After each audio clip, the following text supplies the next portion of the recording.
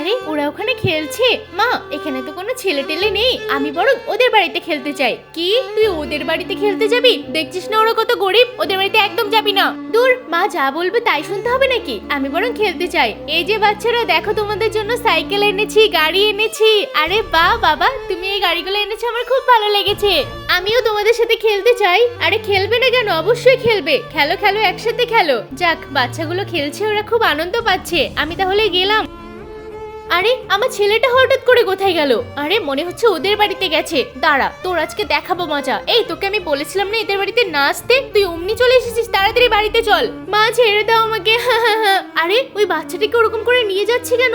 বাবা, মনে হচ্ছে ওকে খুব মারবে ওর মা। কি বলছিস কি? চল, আমাদের গিয়ে আটকাতে হবে, নয়তো আমাদের জন্য মার খাবে। বাচ্চাটাকে এরকম করে টেনে হিচড়ে নিয়ে আসলো। দেখ বাবু, ওদের খেলনা নিয়ে খেললে ওদের খেলনা তো ভেঙে যাবে। এই জন্য তোকে আমি সাইকেলটা দিচ্ছি, ওদের সাথে নিয়ে খেলা করবি।